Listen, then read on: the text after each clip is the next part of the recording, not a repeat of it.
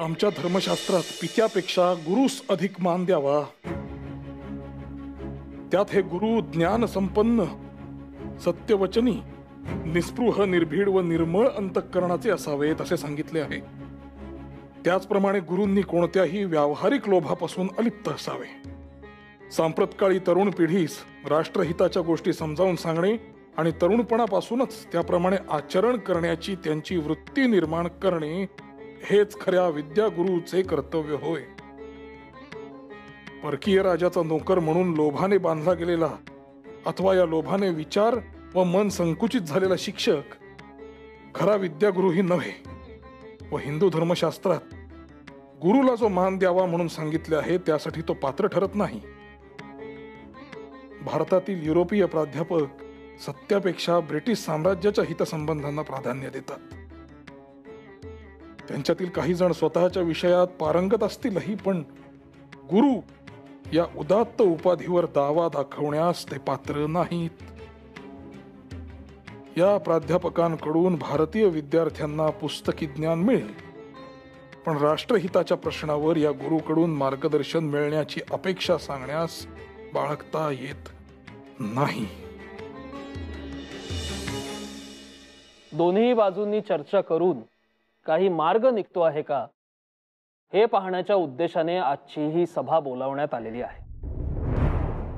स्वदेशीकरण ही कल्पना कितीही चांगली असली तरी ती ज्या आक्रमक पद्धतीने राबवण्याचा हेतू आहे त्यावर आणि सरसकट बहिष्कारावर विचार व्हावा असे आम्हाला म्हणजे अर्थतज्ञ दिनशॉ वाच्छा, बॅनर्जी, मेहता आणि मला वाटतं।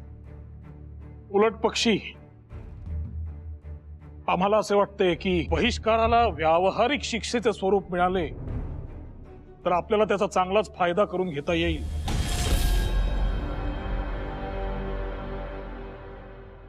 ज्या हजारो प्रश्नांनी गोष्टींनी आपले चांगलेच नुकसान होते त्याचा व्यवस्थित बंदोबस्त करता येईल। आता अमेरिकेने जेव्हा चीनी मंडळींना वाईट वागवले तेव्हा चीनी लोकांनी अमेरिकन माल न वापरण्याचा निर्णय घेतला। पुढे हेच अमेरिकेने इंग्लंड विरुद्ध केले। हे असे सगळे जगभर चालू असताना केवळ हिंदुस्थानाने इंग्लंड विरुद्ध हे पाऊल का उचलू नये? मुळात स्वदेशी कापड वापरण्याचा हट्ट अनाठायी आणि अव्यवहार्य आहे असे मला वाटते। त्याचे कारण सरळ आहे। आपल्या देशात सर्वांना पुरेल इतकं कापड तयार होत नसल्याने मागणी आणि पुरवठा करायचा असेल तर हा हट्ट सोडायला हवा। मुळात स्वदेशीचा आग्रह हा फक्त कापडापुरता मर्यादित नसावाच असे मला वाटते। सर्वच बाबतीत स्वदेशीचा आग्रह धरायला हवा आणि ज्या अर्थी इंग्लंडच्या खिशाला चिमटा घेणे हा या चळवळीचा बहिष्काराचा मुख्य उद्देश आहे त्या अर्थी हाती येईल तेवढे कापड स्वदेशी आणि जेवढी भर घालावी लागेल तेवढे कापड इंग्लंडेतर देशातून घेणे हे करू शकतोच की। म्हणजे आपला विरोध फक्त इंग्लंडच्या कपड्याला आहे तर? मला माझा मुद्दा पूर्ण करू द्या। तर सभ्यगृहस्थ हो, आज जे कापड बाहेर जाते ते आपल्या देशास उपयोगी येईल। आपल्याकडच्या व्यावसायिकांना देशातल्या देशात गिऱ्हाईक मिळेल। शिवाय आपल्याकडच्या कापड गिरण्यातले बरेचसे सूत हे बाहेर जाते ते इथे करावयाचे म्हटल्यास तोही मार्ग मोकळा होईल। इंग्लंड या देशात जे जे धंदे निघण्यासारखे होते त्यातले बहुतेक सुरू होऊन तो देश भरभराटीस आल्यामुळे अप्रतिबंधक व्यापाराखेरीज त्याला तरुणोपाय नाही। पण जर्मनी आणि अमेरिकेसारख्या व्यापारात मागासलेल्या देशांनी इंग्लंड देशातील अर्थशास्त्र पूर्णपणे मान्य न करता आपापल्या देशात जेवढे उद्योगधंदे निघतील तेवढे काढण्यावर त्यांनी लक्ष केंद्रित केले। ही बाब आपण लक्षात घेतली पाहिजे। लेकिन ऐसा भी तो नहीं होगा कि आपने कहा और लोग आपकी बातों में आकर कल से ही स्वदेशी खरीदना शुरू कर देंगे। हो, तेवढे आम्हालाही समजते हो। आज आपण कितीही चळवळी उभ्या केल्या, अगदी कितीही सभा भरवल्या, तरी अगदी हिमालयापासून सेतुबंधापर्यंत हिंदू, मुसलमान, पारशी सगळी मंडळी स्वदेशीच कापड वापरायला लागतील असे आम्हाला काही वाटत नाही। या गोष्टी घडायला वेळच लागतो, तो लागणारच यंदाही. स्वदेशी कापड वापरा अशी चळवळ जसजशी पसरत जाईल तसे देशी मालास जास्त मागणीही निर्माण होईल.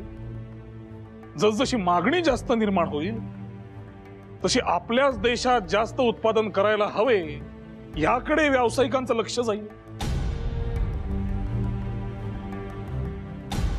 यातून चांगला कापूस पिकवण्याची तजवीज होऊन गिरण्यांची संख्या सुद्धा वाढू शकते. हे पहा, अर्थशास्त्राच्या सूत्रानुसार मागणी वाढली की पुरवठा वाढतो आणि पुरवठ्यासोबत किमतीही वाढतात. जसजसा मालाचा खप वाढेल तशा किमतीही मूळ पदावर येतील.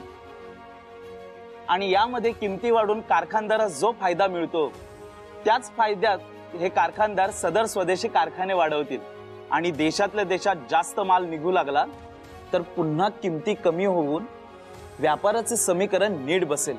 आणि मागणी आणि पुरवठा याचं समीकरण जर जुळवून आणायचे असेल तर त्यासाठी आधी मागणी वाढायला हवी, तरच पुरवठा वाढेल. आणि स्वदेशीची शपथ घेणे म्हणजे आज माल न मिळाला तर आज लगेच उघडे राहणे असं होत नाही. मनोनिग्रह करून आज ती मागणी लावून धरणे जेणेकरून उद्या पुरवठा वाढेल असा त्याचा अर्थ होतो. पुढे अपेक्षित असलेल्या गोष्टींचा उपक्रम आधी आपण करायला नको. बरं, बहिष्कार योगाचा अर्थच असा अपेक्षित आहे की जमेल तितक्या गोष्टी क्रमाक्रमाने करत जाणे. त्यामुळे यात काही वावगे आहे असे आम्हाला तरी वाटत नाही.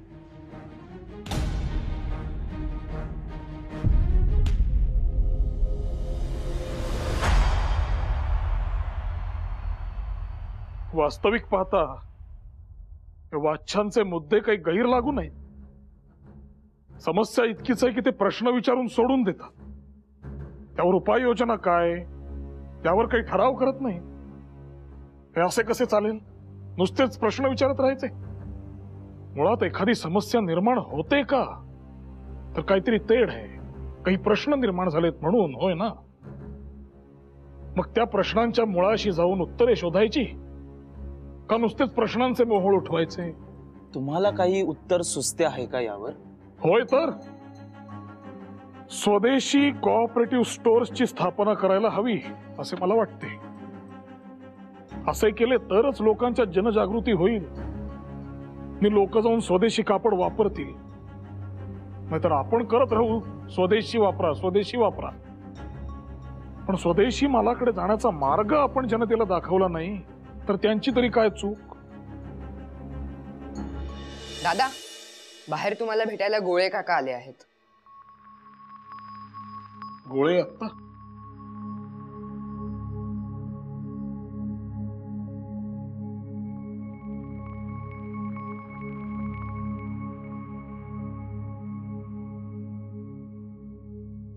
काय गोळे, घाईत आलात? हो, बातमीच अशी ऐकली की तुमच्या कानावर घालण्यासाठी सकाळ होईपर्यंत देखील वाट बघणे योग्य वाटले नाही. काय घडले? खुदीराम बोस याला अटक झाली अखेर.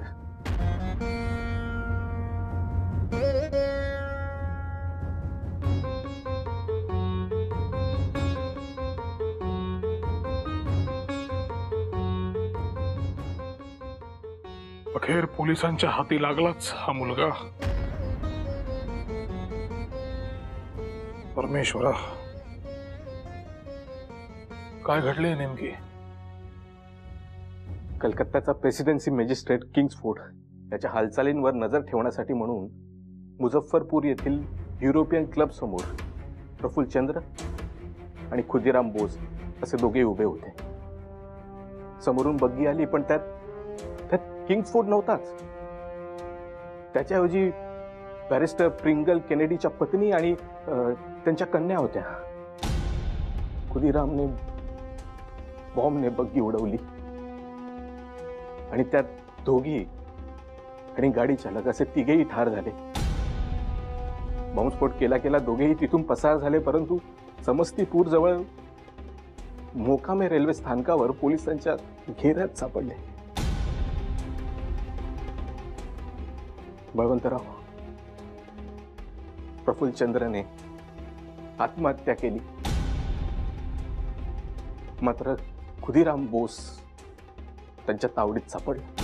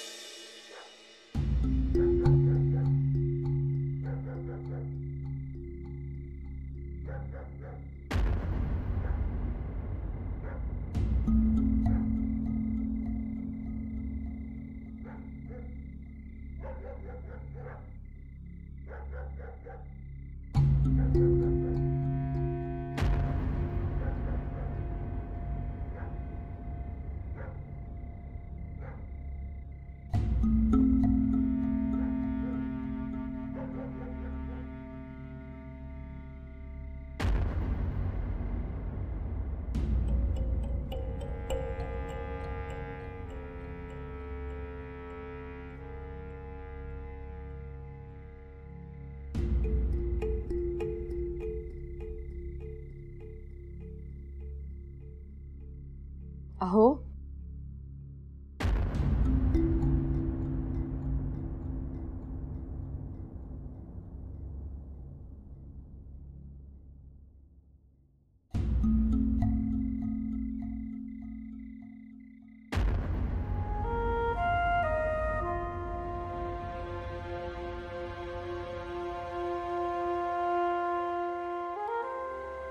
काय हो, एवढ्या रात्रीचे असे एकटेच कुठे येऊन उभे राहिलात? कसल्या विचारात? काही नाही, झोप.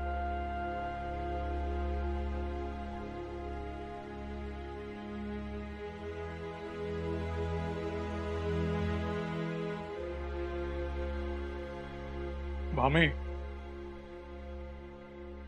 लढाई म्हटली की बळी जाणं आलंच. ही वस्तुस्थिती जरी असली तरी या लढायांमध्ये जेव्हा निरपराध माणसांचा बळी जातो तेव्हा मन फार अस्वस्थ होतं. मान्य आहे, पण या विचारामुळे आता रात्रीची झोप उडण्या इतकं काय झालंय? मुझफ्फरपूर मधल्या बॉम्बस्फोटात 2 निरपराध गोऱ्या स्त्रियांचा मृत्यू झाला. मिस्टर किंग्सफोर्ड ऐवजी मिस्टर केनेडी यांच्या घरच्या 2 निरपराध स्त्रिया. यांची काय चूक आहे? भामे, त्यांना घराबाहेर पडताना याची कल्पना तरी असेल का की बाहेर साक्षात मृत्यू त्यांची वाट पाहतोय? सतत डोक्यात हे विचार येत आहेत. मन अगदी अस्वस्थ झालंय, बेचैन झालंय. काहीही असो, निर्हेतुक असली तरी स्त्री हत्या व्हायला नकोच होती. आणि माझी ही व्यथा काही फक्त एकट्या दुकट्या माणसापुरती मर्यादित नाही. या नाहक मृत्यूमुळे चळवळीचे जे नुकसान होणार आहे ते कधीही भरून न निघणार आहे. आहे ग, आता समुद्रापलीकडे आपल्या माणसांपासून, आपल्या मातेपासून दूर हे असं मरण येणं हे दुर्दैवीच. आपल्या देशातली उंबऱ्या आडची बाई असो किंवा साता समुद्रापलीकडची साहेबाची मड्डम, आपल्या नवऱ्याच्या मागोमाग तो जिथं नेईल तिथं जाणं, देईल तसं आयुष्य स्वीकारणं, त्याच्या कर्मात त्याचे अर्धांगिनी बनून त्याचे बरे वाईट परिणाम स्वीकारणं, हे काही चुकत नाही, हेच खरं.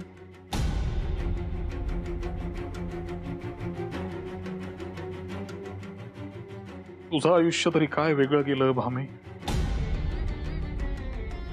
मी माझ्या कर्मयोगाला इतकं महत्व दिलं, त्यात तुझी फरफट होतीये का? त्याचा विचारही मी कधी केला नाही. उलट तू माझ्या बरोबर आहेसच असं गृहीत धरून स्वतःला दिलासा देत राहिलो मी.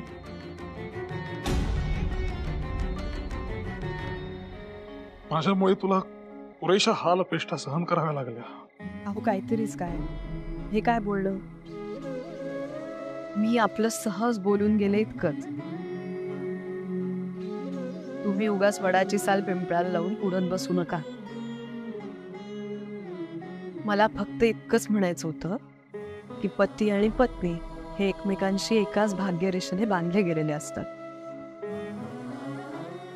लग्न गाठ वगैरे काही म्हणतात ती काही वेगळी असते का? एकमेकांच्या भाग्याचे आणि कष्टाचे वाटेकरी होणं हीच काय ती रीत. तेव्हा तुम्ही उगाच मनात काही आणू नका. तुमच्या सोबतचं माझं आयुष्य अतिशय सुखात आणि समाधानात गेलंय.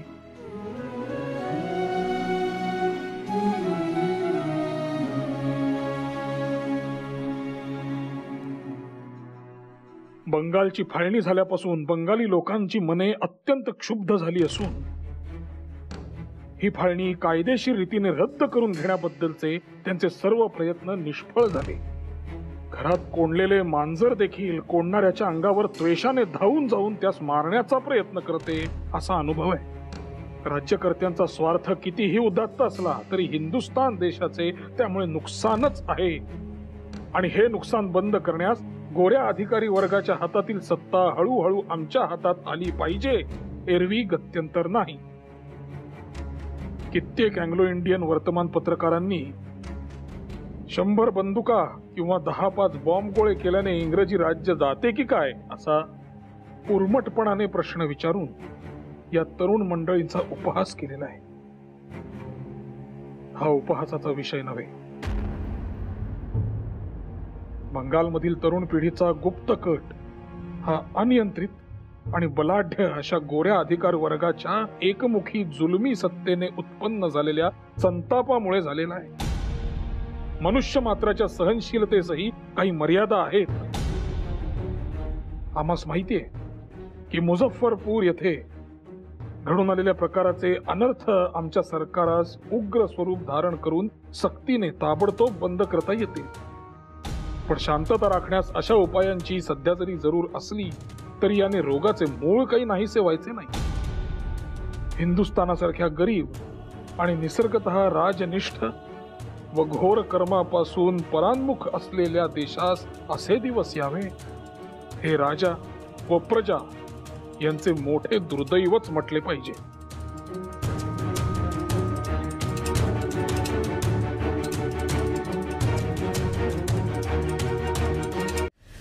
मुझफ्फरपूर स्फोट ही नव्या अराजकाची नांदीच आहे.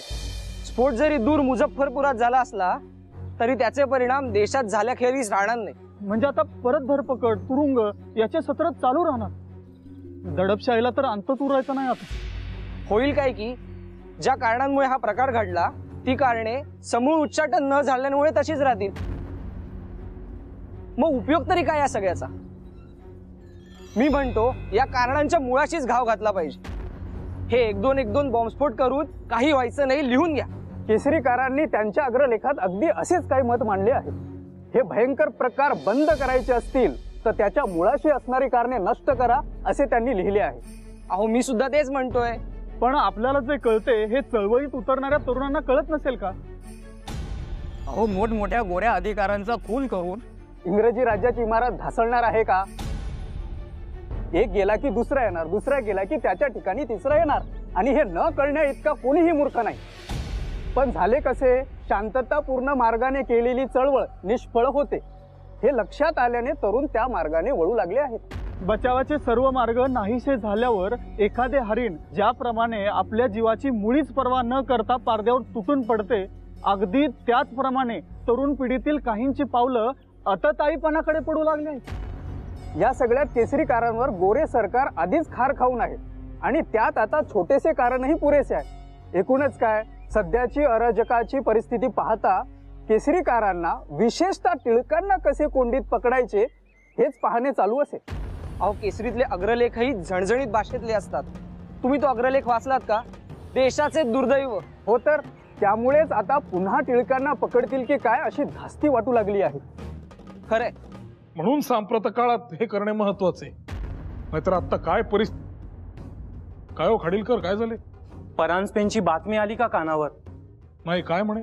अहो शीम परांजपेंना अटक झाली. काय सांगताय?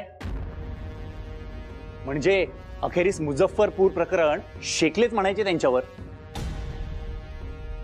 अहो शीमंनी काळमधून अगदी खरमरीत भाषेत या प्रकरणाचा समाचार घेतला आणि खुदीराम बोस यांच्या अटकेचा निषेध केलेला बघता त्यांच्यावर आज ना उद्या ही वेळ येणारच होती असा अंदाज होताच की आपल्याला. केसरी आणि काळ या वृत्तपत्रांवर इंग्रज सरकारचा रोष आधीपासूनच आहे आणि तो आता आणखीनच वाढणार. काय बळवंतराव, तुम्हाला नाही का वाटत असं की हा तुम्हालाच तर इशारा नसेल ना? तुम्ही आता गप्प बसा हे सांगण्याचा हा प्रयत्न तर नव्हे. तसे असेल तर मला शिवराम परांजपेंना जामिनावर सोडवण्याचा पूर्ण प्रयत्न करायला हवा.